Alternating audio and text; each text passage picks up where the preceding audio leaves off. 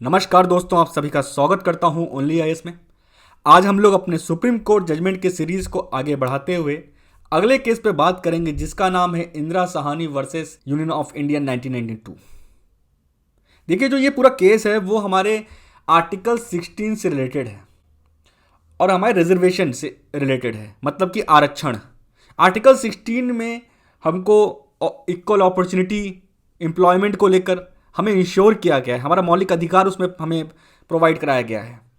ठीक है, बट मैं समझ रहा हूं कि अगर हम लोग को इस केस के बारे में जानना है तो अगर हम लोग थोड़ा आर्टिकल 16 को समझ लें तो it will be better for us to understand further. देखिए, आर्टिकल 16 जो है वो एम्प्लॉयमेंट की बात करता है, अपॉर्चुनिटी की बात करता है।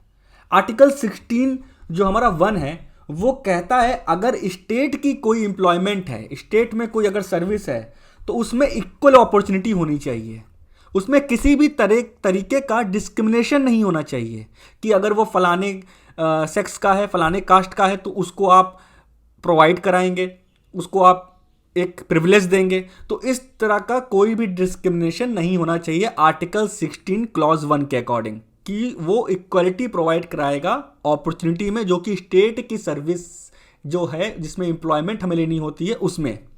अब आर्टिकल 16(2) क्या कहता है? देखिए, आर्टिकल 16(2) कहता है कि आप कुछ ग्राउंड्स हैं, कुछ 7 ग्राउंड्स हैं, उसके बेसिस पे आर्टिकल 16 क्लॉज 2 कहता है कुछ 7 ग्राउंड्स हैं, उसके बेसिस पे आप एम्प्लॉयमेंट में, अपॉर्चुनिटी में कोई भी डिस्क्रिमिनेशन नहीं कर सकते। वो कौन से ग्राउंड्स हैं? वो है religion, race, sex, place of birth, descent, इसमें रेजिडेंस भी आएगा आपका। इन 7 ग्राउंड्स पे आप किसी भी प्रकार का डिस्क्रिमिनेशन नहीं कर सकते हैं स्टेट के किसी भी एम्प्लॉयमेंट में। ठीक है, 16(1) में मैंने आपको बताया कि इक्वल अपॉर्चुनिटी प्रोवाइड कराई जाएगी, किसी भी स्टेट के सर्विसेज में, एम्प्लॉयमेंट में आपको इक्वल अपॉर्चुनिटी दी जाएगी।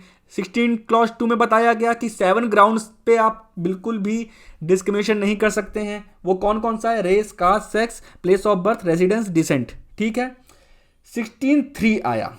16(3) आपका एक्सेप्शन है आर्टिकल 16 क्लॉज 2 का। 16(3) क्या बोलता है? 16(3) बोलता है कि पार्लियामेंट के पास ये पावर है कि वो रेजिडेंस के बेसिस पे रिजर्वेशन दे सकता है।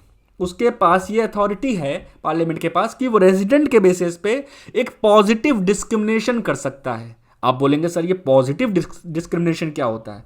देखिए, अगर एक कोई पर्टिकुलर जगह है, कोई पर्टिकुलर स्टेट है, उसका अपलिफ्टमेंट करना है या वो बहुत डेवलप्ड नहीं है, तो उस केस में हमें कुछ सीट्स को रिजर्व करनी पड़ती हैं एक लोकल्स के लिए, सो डैट कि वहाँ की जो पॉपुलेशन है वो भी उभरे, डेवलप करे। अगर सारी एम्प्लॉयमेंट एक डेवलप पर्सन ले जाएगा जो ऑलरेडी डेवलप्ड है, जिसके पास रिसोर्सेस ऑलरेडी हैं और वो उनसे जल्दी उस चीज़ को ग्रैब कर सकता है, तो इस केस में रेजिडेंस के बेसिस पे पार्लियामेंट ऐसा प्रावधान ला सकती है, लॉ बना सकती है, रिजर्वेशन प्रोवाइड करा सकती है रेजिडेंट के बेसिस पे। ठीक है, अब आप बोलेंगे सर ये तो आर्टिकल जो 16 क्लॉज 2 है उसका वायलेशन है, क्योंकि उसमें तो religion, race, caste, sex, descent, place of birth, residence जो है वो 16 क्लॉज 2 में दिया है, और रेजिडेंस के बेस पे तो हम कर ही नहीं सकते डिस्क्रिमिनेशन। मैंने आपको बताया ना कि 16 क्लॉज 3 आपका एक्सेप्शन है 16(2) का।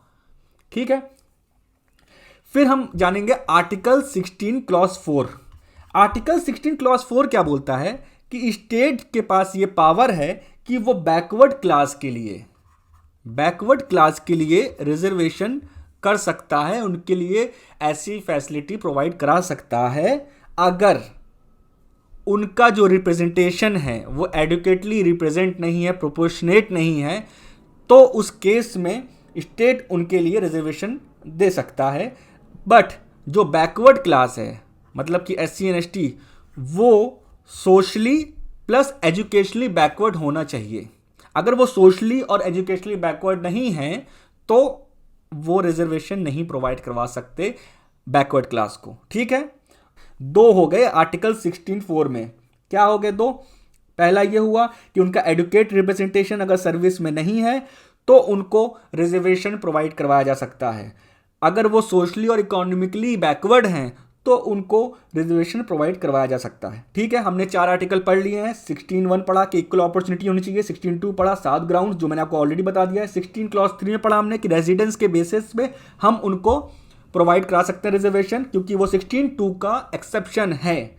ठीक है, 16(4) का कि एडुकेटली उनका रिप्रेजेंटेशन नहीं है, तो हम उनके लिए ऐसा लॉ बना सकते हैं, उनको रिजर्वेशन दे सकते हैं। प्लस अगर सोशली और इकोनॉमिकली सोशली और एजुकेशनली बैकवर्ड हैं। ठीक है, चलिए आगे बढ़ते हैं। तो हम लोग इंदिरा साहनी केस पढ़ेंगे। अब हम लोग को थोड़ा समझने में थोड़ा आसानी होगी। अच्छा, इसमें कुछ अमेंडमेंट्स भी होंगे, आप सोच रहे होंगे बताया नहीं सर ने, तो वो केस के बाद मैं बताऊंगा किस तरीके से अमेंडमेंट हुआ। ठीक है, तो थोड़ा वो ज़्यादा अच्छा रहेगा। अब इंदिरा साहनी जो केस था, इसको मंडल केस से भी हम लोग जानते हैं। मंडल एक रिकमेंडेशन थी, एक कमीशन बैठाई गई थी।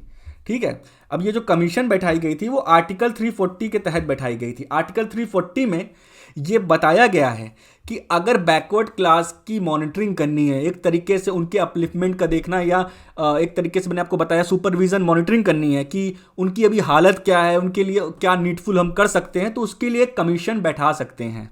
उस कमीशन में क्या होगा, वो पूरा सर्वे करेंगे कि हम इनके लिए क्या बेटर कर सकते हैं इनके अपलिफ्टमेंट के लिए। ठीक है, तो मंडल कमीशन बैठाई गई, उनकी रिकमेंडेशन आई। तो 1979 में ये कमीशन सेटअप की गई थी। ठीक है, इसके चेयरपर्सन बीपी मंडल थे। और 1980 में पूरा इसका सर्वे हो गया, तो ये फाइनली डिसाइड हुआ कि 27% रिजर्वेशन हम प्रोवाइड करेंगे अदर बैकवर्ड कास्ट को। ठीक है, अब हुआ क्या, जब इसको इम्प्लीमेंट किया गया तो इस पे सवाल उठ गए। 1990 में इसको इम्प्लीमेंट कर दिया गया। अब सवाल क्या उठा, अब इंदिरा साहनी ने क्या किया, इस जो इम्प्लीमेंट हुआ था ये रिकमेंडेशन, उन्होंने कोर्ट में पिटिशन फाइल कर दी। तो क्वेश्चन ये उठा कि जो ये रिजर्वेशन है ओबीसी के लिए 27% जो दिया जा रहा है, क्या ये संवैधानिक तरीके से वैलिड है, कॉन्स्टिट्यूशनली वैलिड है कि नहीं। ठीक है, अब इसमें जो कॉन्स्टिट्यूशनल आर्टिकल इसमें इन्वॉल्व थे वो आपका आर्टिकल 16 क्लॉज 2 इन्वॉल्व है, जो कि बोलता क्या है, जो कि बोलता है कि 7 ग्राउंड्स हैं, उन 7 ग्राउंड के बेसिस पे आप डिस्क्रिमिनेशन नहीं कर सकते हैं। अब वो तो एक्सेप्शन भी दिया हुआ है आपका। अब यही क्वेश्चन उठा कि आर्टिकल 16(4) जो है, क्या वो आर्टिकल 16(2) का एक्सेप्शन है। ठीक है, अब चलिए देखते हैं सुप्रीम कोर्ट ने क्या बोला। अब सुप्रीम कोर्ट ने बोला कि जो 27% ये आपका रिजर्वेशन है, ये संवैधानिक तरीके से वैलिड है। ठीक है, और 50% से ज़्यादा आप रिजर्वेशन नहीं प्रोवाइड करा सकते हैं, ये अनकॉन्स्टिट्यूशनल होगा। और प्रमोशन जो है वो आप उसमें कोई रिजर्वेशन नहीं दे सकते। आर्टिकल 16(4) में बोला गया है कि आप रिजर्वेशन दे सकते हैं किसी भी बैकवर्ड क्लास को अगर वो एजुकेशनली और सोशली बैकवर्ड है, या उसका स्टेट सर्विस में एडुकेट रिप्रेजेंटेशन नहीं है, बट आप आर्टिकल 16(4) के तहत बिल्कुल भी प्रमोशन का रिजर्वेशन नहीं दे सकते हैं सर्विस में।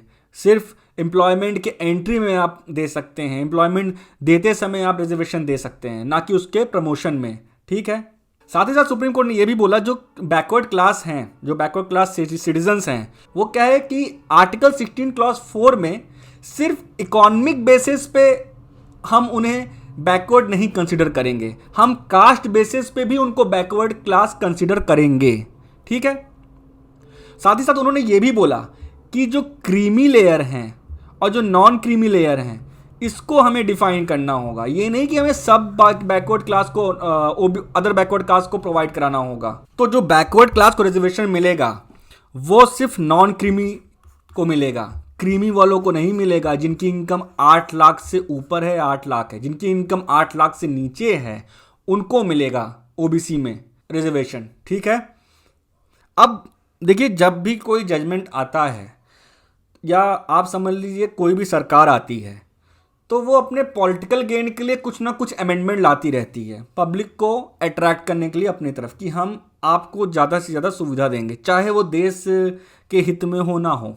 ठीक है, आप लोग ओनली आईएएस का टेलीग्राम चैनल ज्वाइन कर लीजिए, सो डैट कि आपको अगर कोई पीडीएफ चाहिए होंगी, हमारे जितने भी यूट्यूब में वीडियोज़ आते हैं उसके रिगार्डिंग कोई भी पीडीएफ चाहिए होंगी, वो आपको ईजिली वहाँ से मिल जाएगा। करंट अफेयर की पीडीएफ हो गई, चाहे वो द हिंदू का एडिटोरियल का हो गया, वो सारी पीडीएफ आपको इजीली मिल जाएंगी। और यूपीएससी के रिगार्डिंग कोई रिक्वायर्ड पीडीएफ्स होंगी जो हमारे द्वारा डाली जाएंगी, वो आपको अपडेट हो जाएंगी, वहां पे आपको इजीली मिल जाएगा। कोई नोटिफिकेशन होगी वीडियो की, वो भी आपको मिल जाएगा। स्टेट पीसीएस से रिलेटेड कोई पीडीएफ्स होंगी, रिक्वायर्ड पीडीएफ, वो भी मिल जाएगी आपको। सो आप ओनली एज का टेलीग्राम ज्वाइन कर लीजिए, चैनल जो आपका टेलीग्राम में है, सो डैट आपको ईजी हो, हर चीज़ अपडेट मिलती रहे, होती रहे।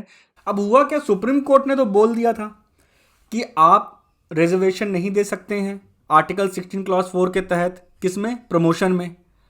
अब गवर्नमेंट को तो भैया वोट लेना था। उन्होंने क्या किया, 77 अमेंडमेंट करते हुए उन्होंने आर्टिकल 16(4)A इसको ऐड किया और बोला कि रिजर्वेशन हम दे सकते हैं प्रमोशन में।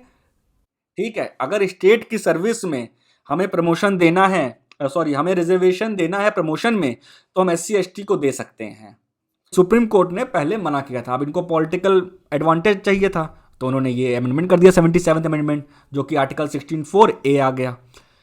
अब इसके बाद क्या किया, 81st अमेंडमेंट लाया इन्होंने, जिसमें कि article 16 clause 4 sub clause B add किया। उसमें इन्होंने ये बोला कि जो रिजर्वेशन है वो SC ST और बैकवर्ड क्लासेस के लिए 50% से ज़्यादा हम कर सकते हैं, वो 50% ज़्यादा एक्सीड कर सकता है।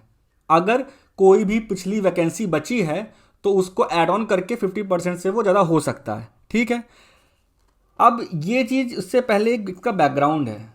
देखिए, एक केस हुआ था देवासन वर्सेस यूनियन ऑफ इंडिया, उसमें उसको कैरी फॉरवर्ड रूल केस से भी जाना जाता है। इस केस तक ये था कि अगर कोई बैकवर्ड क्लास की सीट फिलअप नहीं हुई तो आगे के सालों तक ऐड करते जाएंगे। ठीक है, इसको कैरी फॉरवर्ड रूल कहते हैं। मतलब कि अगर मान लीजिए पिछली कोई वैकेंसी बची है, तो अगर वो फिल नहीं होती है तो उसको हम आगे फॉरवर्ड करते जाएंगे, और वो मतलब एक सीट ऑटोमेटिकली एक्सीड कर जाएगी ना, वो 50% से ज़्यादा एक्सीड कर जाएगी।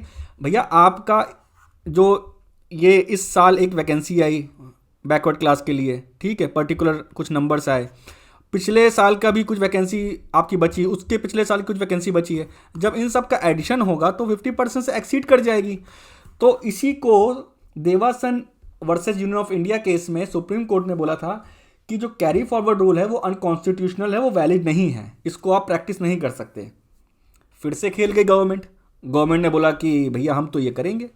इन्होंने 81st अमेंडमेंट लाते हुए बोला, 16(4)B में बोला कि हम कोई भी वैकेंसी पीछे अगर बची है SC ST की, तो उसको आप आगे कैरी फॉरवर्ड कर सकते हैं। मतलब कि आपका जो 50% है, जो आपकी एक लिमिट है, 50% से ज़्यादा नहीं होनी चाहिए, वो आपका अलग है, और जो पिछली वैकेंसी जितनी बचती जाएगी वो अलग है।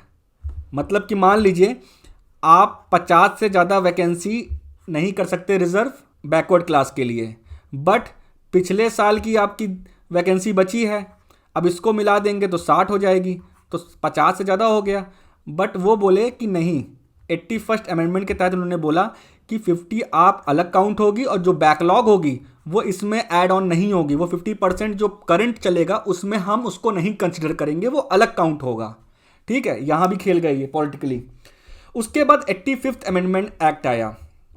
85th अमेंडमेंट करते हुए उन्होंने ये बोला कि जो SC ST के लिए प्रमोशन का जो प्रावधान है, किसमें है, आर्टिकल 16(4)A में, उसमें यह था कि आपको प्रमोशन में रिजर्वेशन मिलेगा। ठीक है, अब इन्होंने क्या कर दिया, जो प्रमोशन में रिजर्वेशन मिलेगा वो सीनियरिटी बेसिस पे मिलेगा।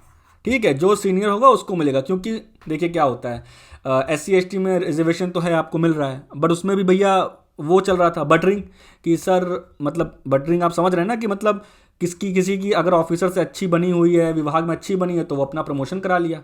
तो इन्होंने यही 85th अमेंडमेंट 2001 में लाते हुए ये कहा कि सीनियरिटी के बेसिस पे SC ST का रिजर्वेशन होगा। मतलब रिजर्वेशन है SC ST का प्रमोशन में, बट उसमें जो SC ST हैं उनमें जो प्रमोशन होगा वो सीनियरिटी के बेसिस पे होगा। ठीक है, तो ये पूरा हमारा, हमने एक तरीके से अगर देखा जाए तो हमने आर्टिकल 16 पूरा पढ़ लिया, और ये केस में हमने देखा किस तरीके से इवोल्यूशन आया। तो मैं चाहता हूं कि हम लोग एक बार पूरा आर्टिकल 16 जो है अच्छे से एक बार रिवाइज कर लें और एक उसको कंसोलिडेट करके पढ़ लें। तो आर्टिकल 16(1) क्या बोलता है? आर्टिकल 61 बोलता है कि आपको स्टेट की सर्विस में इक्वल अपॉर्चुनिटी प्रोवाइड करानी पड़ेगी, कोई किसी तरह का आप डिस्क्रिमिनेशन नहीं कर सकते हैं। आर्टिकल 16(2) में क्या बोलता है कि 7 ग्राउंड्स पे आप कोई भी डिस्क्रिमिनेशन नहीं कर सकते। वो 7 ग्राउंड्स क्या हैं? Race, sex, descent, place of birth, residence. ठीक है, रेजिडेंस याद रखिएगा, क्योंकि आर्टिकल 16(3) में ये भी लिखा हुआ है कि पार्लियामेंट के पास पावर है कि वो रेजिडेंट के बेसिस पे रिजर्वेशन प्रोवाइड करा सकता है। मैंने इसका रीज़न आपको बताया था। ये आपका आर्टिकल 16(2) का एक्सेप्शन है।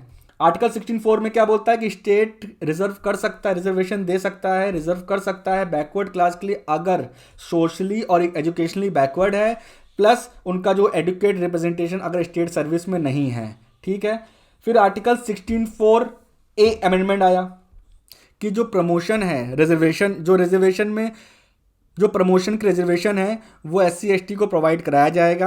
और साथ ही साथ आपको मैंने बताया था अभी 2001 में एक अमेंडमेंट किया था इन्होंने, बोला कि सीनियरिटी के बेसिस पे होगा। उसके बाद फिर आर्टिकल 16(4) भी आया जो 81st अमेंडमेंट के तहत लाया गया।